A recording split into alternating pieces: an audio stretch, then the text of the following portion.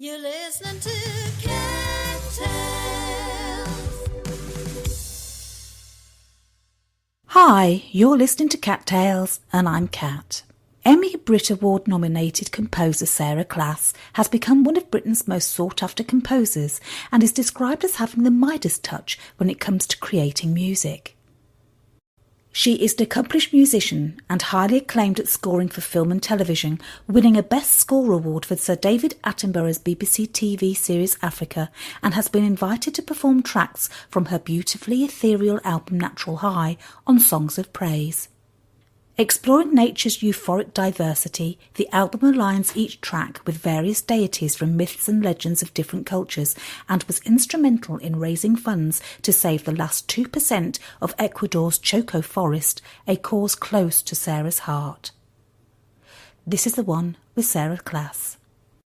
The best thing to say to start with then, Sarah, is welcome to the show. And it's an absolute pleasure to speak to you because I've been looking at your CV here, and it's absolutely wonderful. And before I've called you, I've actually been chilling out to some of your music. It's very, very calming. How did you get into all this kind of genre of music? Well, I suppose I just like writing melodies that are emotive, and I suppose I started playing the piano when I was very young. My father got me on the piano at 4, and so I'd always make up tunes.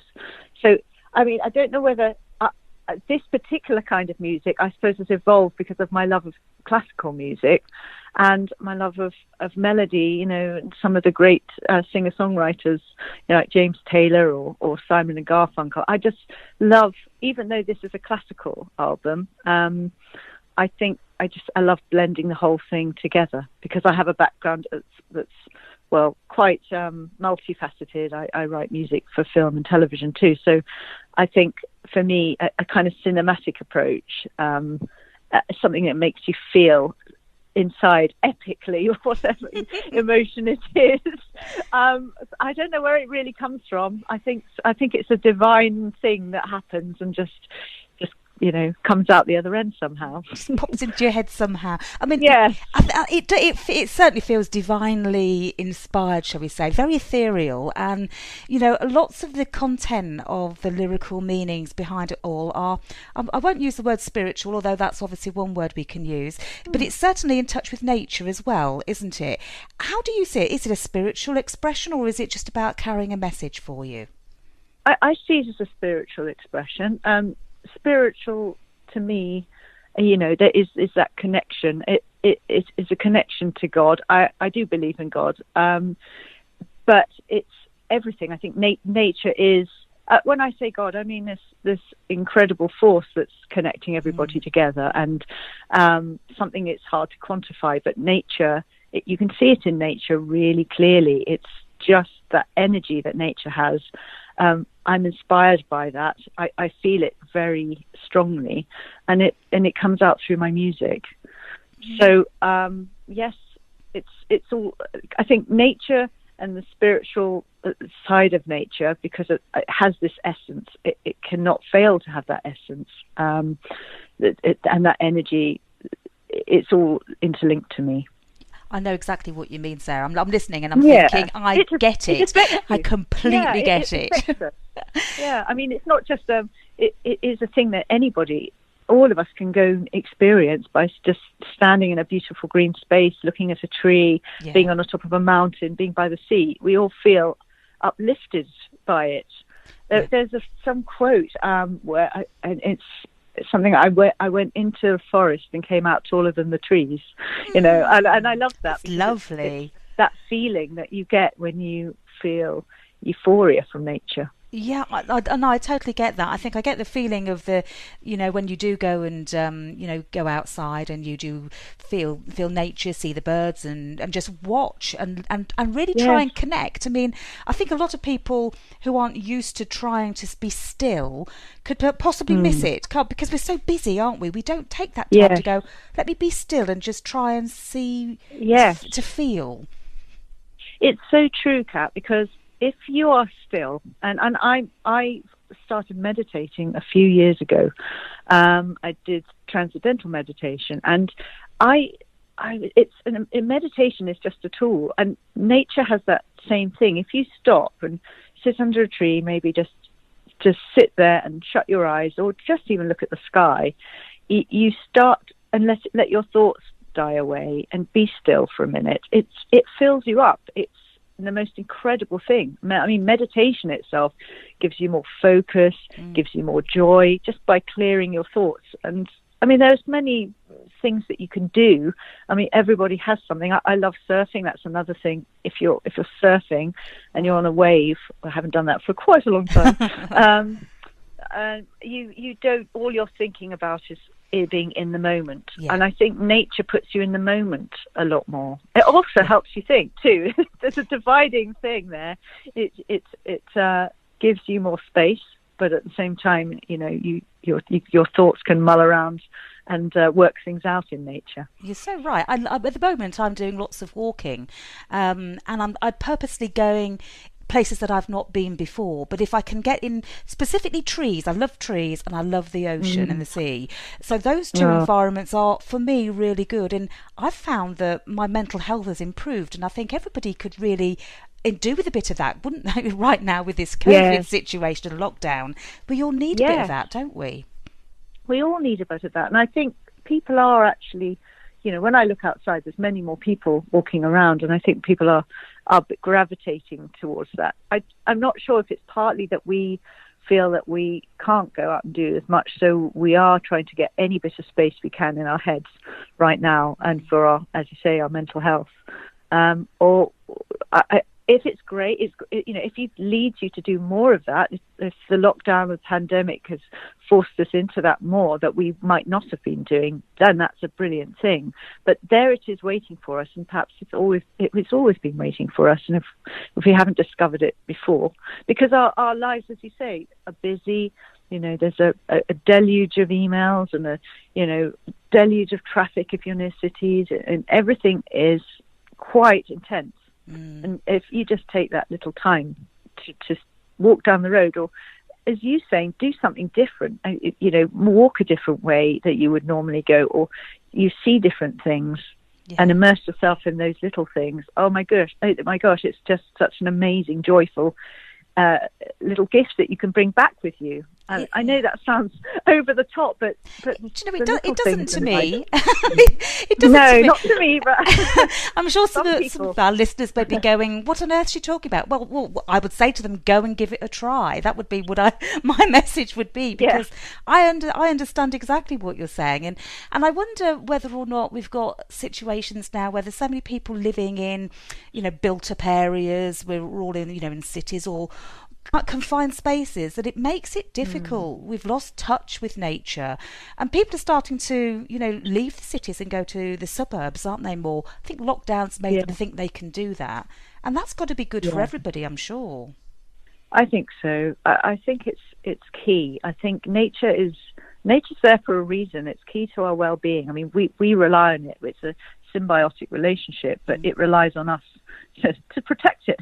But I feel that it's there, and it always has been. And you know, we are part of nature. We can't escape that, and to deny it and to try and control it, you know, it can only lead to our demise, because it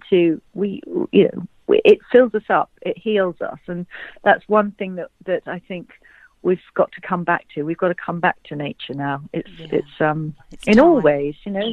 Yeah. And there's lots of this coming to the fore. I think people are actually becoming more aware, aren't they?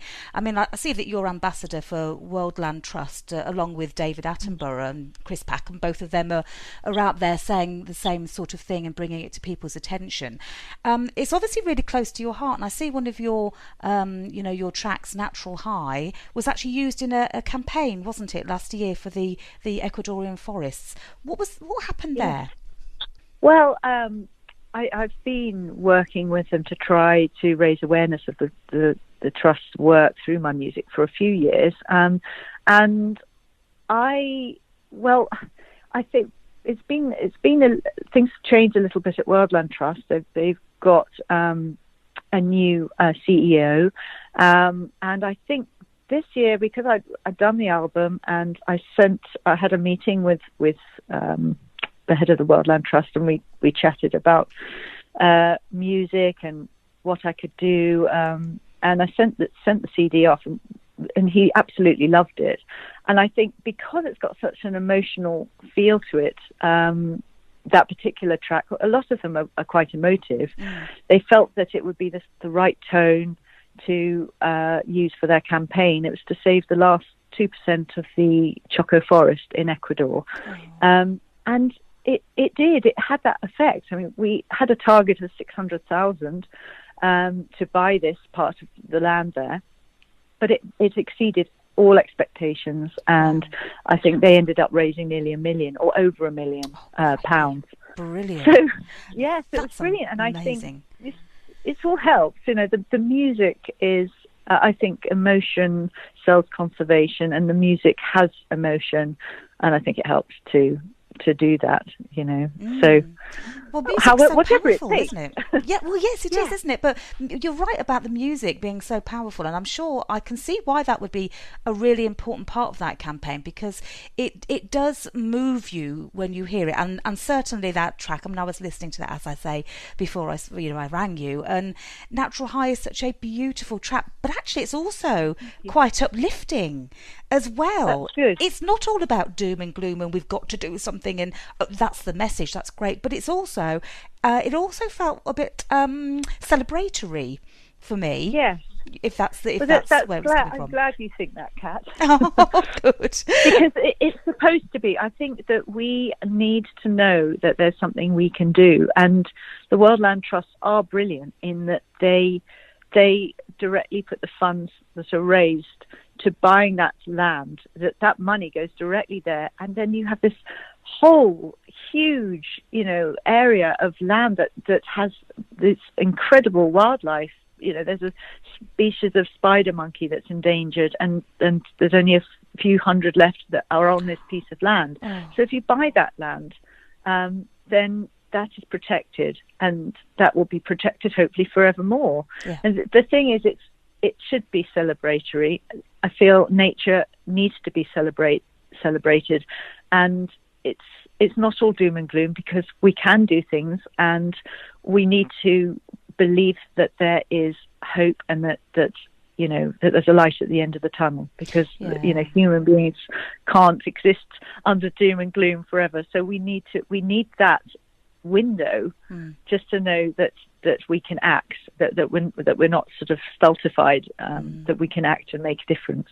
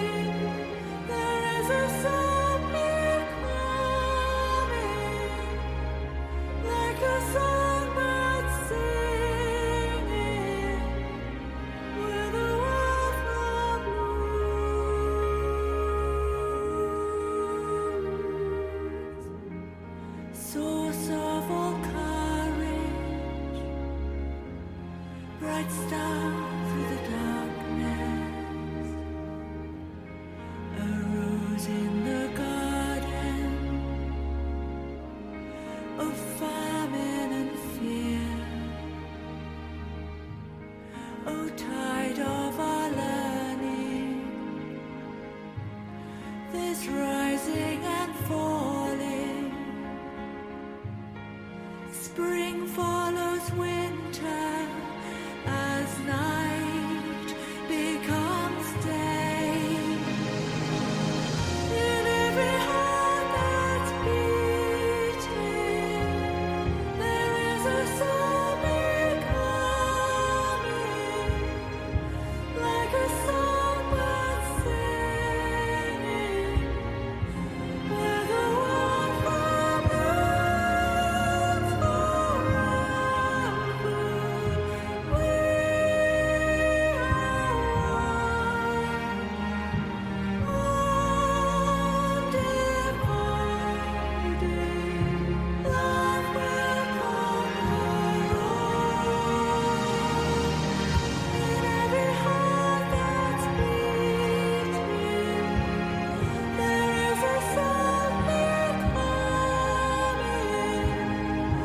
like a songbird singing, where the wildflower blooms, and as the earth is breathing, her veins of rivers flowing, to the oceans calling, and the forests ring. And when our spirit leads us, we will hear a song. For this is the hymn for life.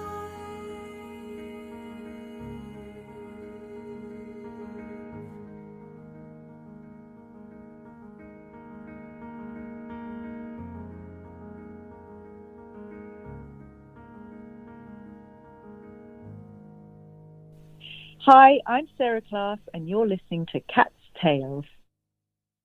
Yeah, totally agree. And it's almost like we're ready for that spiritual awakening, isn't it? To actually get back to Yeah. the roots of our forefathers and, looking at various different ways that they connected with the earth, even from stone circles and Stonehenge and celebrating each of the different Yeah. seasons. It's time that mankind did that again, isn't it? Certainly from my Yes. perspective, I think that. I come totally on. agree, Kat. You and I are on the same We page. are. It's right. We have to go back to those roots. The ancestors knew a thing or two. Absolutely. We worked then. We worked with the earth. We worked in tandem, and the earth gave back to us, and we worked with it, with the seasons. We hibernated when it was time to hibernate. We started to come out with the spring and do the things that we needed to do, and be in sync with nature. And we've lost that because of what technology, I suppose, has thrown upon us, and we react to it. I think there's a lot of implications into electromagnetic frequencies, with us people getting ill. We have them all around us. 5G, I don't feel, is a good idea, but some might call it progress, but we are exposing ourselves to more radio waves and things, and radio frequencies and electromagnetic frequencies. So we have to come back to this somehow, to our human beings, to our organicness, because we can't go further than we we can't exceed ourselves in those areas which are endangering us, I think. Yeah, absolutely. And I think, if we're not careful, we're losing a sense of everything, aren't we? And we just don't want to go past the tipping point, to the point where it really is far too late. I mean, we're kind of there, aren't we? I mean, as David Attenborough has been saying, we're at that time. Yeah, absolutely. Yeah. Was that crucial? Was that one of the reasons that you've chosen to do this album? Because it's packed with some beautiful songs. Some of them are very heavenly feeling. Some of them are, all about nature, as we've talked about there. Is there a reason for you doing that? Did you want it to almost be a voice of what's happening, or a call to arms? Well, yes, it's inside me. And the way I feel it is that if people can feel nature through music, if they can feel the beauty, they might start to focus on it, and just all of us have to be accountable to our planet, and to work with it. So I think that is an intrinsic thing in me, that I care so deeply about nature, and I care deeply about humankind.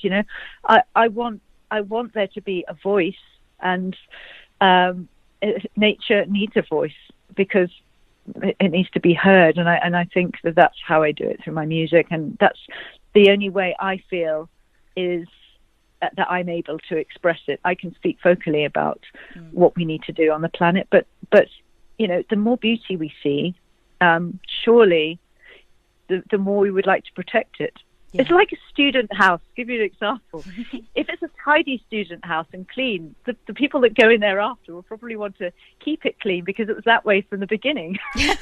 Yes, I like that. Well, it's something like that. But the more beauty we see, I don't know. I just want that to get into people's hearts, to make people want to go, oh my gosh, we can't let this go. This is so precious. This is so precious to us. Yeah. We need to protect it.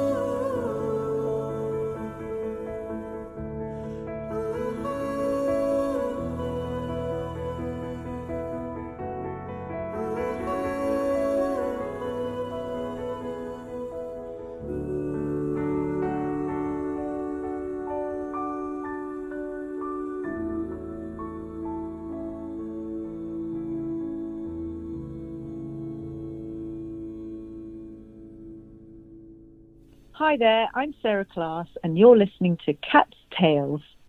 Your music has been used in quite a few different scenarios, hasn't it, to actually voice that message as well?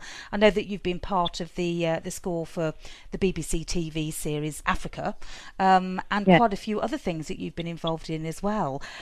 Was that an ambition of yours, or did the music come first and then the opportunities come second? How did it all work in your career as you've progressed?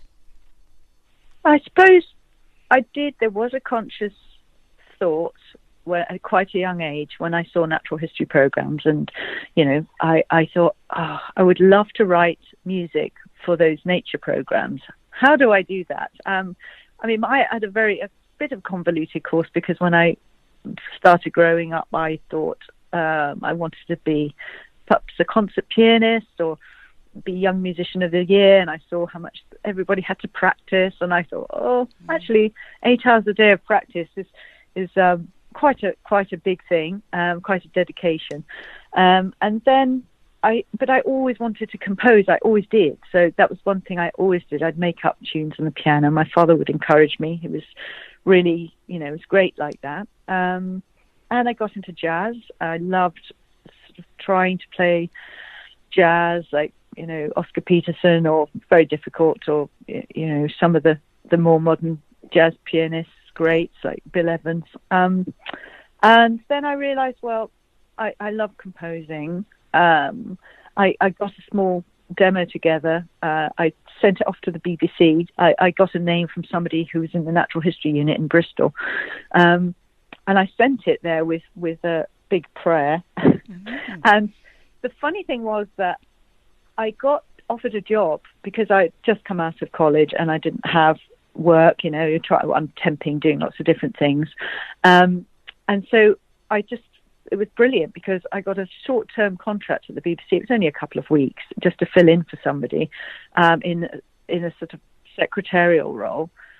So I did that, and I carried on doing my music in my own time, to the point where one day I kept hassling the same guy that gave me a job. I said, have you got any music jobs? So can you do any?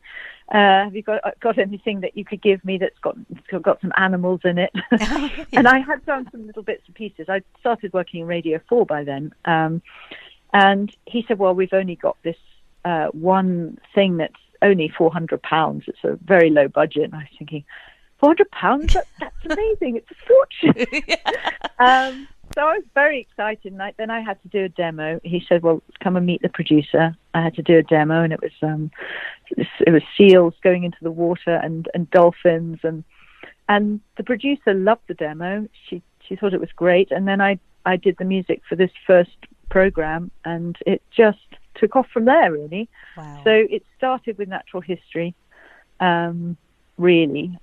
Through all the different mediums of it's composing. I think, to me, that was the thing, to be able to take the pictures and make the music in my mind, and then put them in, put them down. Bring it to life, isn't it?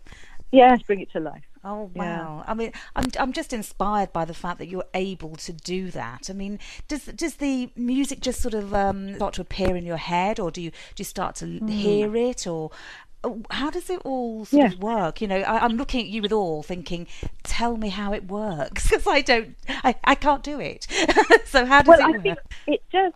Well, I think everybody's got some way of creating, actually. So, but for me, if it's some with the album, I was inspired by nature and different aspects of nature. So, if it was an ocean scene, or an ocean, if it's an animal scene, say you have lots of wildebeest crossing a big savanna, I get a feeling of what that epic quality of what that might feel like in the space. And then, so if it's a film, you've got many different elements you're pulling together. And so I feel, what would it be like to be wandering across the desert with the dangers of lions and things. Well, I say the desert, but in any kind of terrain, and you've got all these animals there.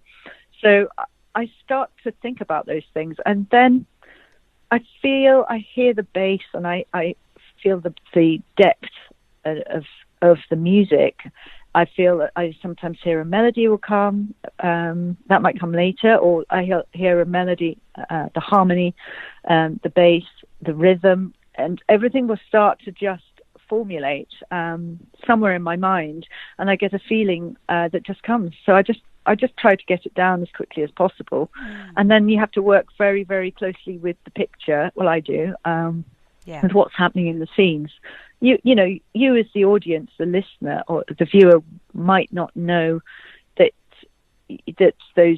that music is driving it, or that pulse is there, but it's something that I feel and I put down. So hopefully it doesn't absolutely, what's the word? It informs, but it doesn't impose. Well, I'm hoping with how I write. So it does come from a place that's somewhere or other. It comes straight down into me. And when it's a song, for example, sometimes it might come really quickly. The whole thing, I'll write it down very quickly. I get a melody line and a chorus, and words will come into my head. So I just hope that never dries up. I'm sure it won't. I'm sure well, it's one of those things. I think it's divinely inspired, and I do wonder. I was just chatting to someone about this the other day, how things can just come straight through your hands and onto the piano, and it gets out there, and you don't really realise that you've written it. You come back to it later, and you think, "Gosh, that's comes from somewhere else, really." And I'm sure it's the same for people that paint or dance, or it's a channeling thing. Yeah, I understand that completely, and possibly you go back to it and you think, I don't even recognise that. I don't even remember doing that. I get the same kind of thing sometimes when I'm writing. I do. For my journalism, I do a lot of writing, and by the end of it, I think I don't remember writing that, but oh my goodness, I'm quite proud of it. So yes, it's really good. It's amazing, isn't it, that you don't know whether it's just something from within, or whether we are channeling something bigger than us. I guess we won't know that answer for sure on this plane, but it's a great question to ask, isn't it? Yeah, I think there must be, because when you do get that sense, when you're saying you look back at your writing and you must be inspired, and because it does pour out of you. Because if you don't, you don't really remember it. I'm sure it's not just because we're going a little bit, too lally. Maybe a bit of that. Yeah, well, there's always that. So you've got to be a little bit mad. We have. But there's always things, I think it does come through. There's so much to prove otherwise, that it comes through us. Yeah, I think you're right, and a lot of the musicians I speak to, say the same thing. Sometimes they'll say, I don't even remember that, or it happened in the middle of the night and I had to just stop, get out of bed and write it, because it felt like it was just given to me as a complete package, And then other songs, other people then say, well, actually, sometimes I've had to really, really work at that. And I'm just curious as to whether or not there's been a different process for you. I suppose there must be, with the composing for a piece of film, and then the freedom that you've had with your album. It's two different kinds of writing, I would imagine. It really is, actually, Kat. I think the writing for the album is very rewarding in that you can create any picture in your mind, and you can go anywhere you like. You have to be a little bit with pictures, they're dictating to you to some extent, and you can't go too off-piste. That's the word. You can't go too crazy, because you've got to give something of the scene. You can't really go too much into a mad genre. Some people might like that, but really, when it comes down to it, I think if you try to experiment too much, then you'll get asked to change it. So if it's, I still feel there's freedom. There's still freedom in what you're going to write to a picture. But there's this incredible feeling of space when it's your own music, and without a picture. I love it. I love both. I love both methods. Do you? Yeah, different things, aren't there? You've got the interpretation on one hand, and then on the other hand, you've got complete freedom to go wherever your mind takes you. And so I'm not surprised to see that you have three Emmy Award nominations, haven't you? And a Classic Brit Award nomination, #1 album collaboration. I mean, not only has your music gone out there and influenced people, it's been recognised as well. That must be great. Yeah, that's really, really great. It does help it raises your profile. I think when you have a nomination or a win or whatever, it's really good for that. And it's great to be recognised. I think you're always striving though as an artist to do better for yourself. I think I probably put that pressure on myself to keep going into. I don't know if it's a recognition thing or just that there's so many avenues to explore in music, and I just want to do them all. I'll probably never give up and never retire, because music's in me. I think it's not really a job. It's something else. It's a way of life, isn't it? A way of life. A purpose. Yeah, I think that's probably it for most musicians and any artist, anybody or writers who create. It's something you don't ever want to stop doing. Yeah, I can understand that. And when you've had such such influence on things like the Ecuadorian forest, I mean, that must be enormously rewarding. I mean, if you do nothing else in your life, at least you can say, I've made a difference. That's got to feel good. Kat, that's so it. That's that thing last year. I felt so happy that they asked me to do it. I think the charity work, because it's hard. You're trying to do things through music, and music as a medium is very affecting. I know that. There's always a part of me that goes, but I could do more. I want to do more, but what could I do? Yeah.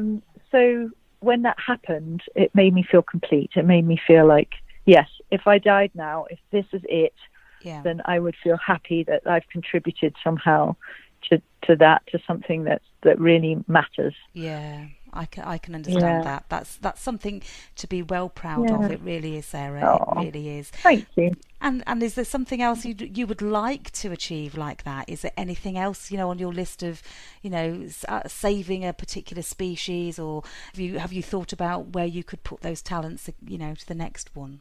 Well, I am having a chat at the moment with Wildland Trust for another campaign. There's some other things coming up this year. So I just want to find. I'd love to. Yes, there's some really big things. I'd love to work with Greta Thunberg. I'd love to do some huge, musical thing that can raise awareness for the planet. That's been a big wish. Yes, wherever it can be, that it can be a bigger thing, that more and more people can see it and make it a way of life, making protecting wildlife, part of their lives. And we have to keep on having the message out there to the point where I suppose it has to happen really at a governmental level. So these things are in place, and that we think that it's the norm, because at the moment it's not the norm. It has to become the norm that we are recycling properly, and we're doing the things that we need to do to be in balance with the planet, and that would be my biggest wish. And however I can do that, I'm at the planet's disposal. Perhaps they'll just dispose of me. I don't know. No, you've got plenty of talent and so much to give. I think your journey on this earth is going to be a long one, because you're really doing something special. And it's just lovely to speak to you. I could speak to you all day, Sarah, but I know that you probably haven't got all day, so we will have to probably cut this short. But I tell you what we will do is we will have another chat a little bit later, Sarah, I think, to see how things are going, if you're up for it, and see what else we can do to keep the momentum going, because it's something dear to my heart, and I'm so inspired by you. I think it's wonderful. Oh, Kat, I would absolutely love to come back and let's have another chat. That would be absolutely amazing. Bless you. Thank you.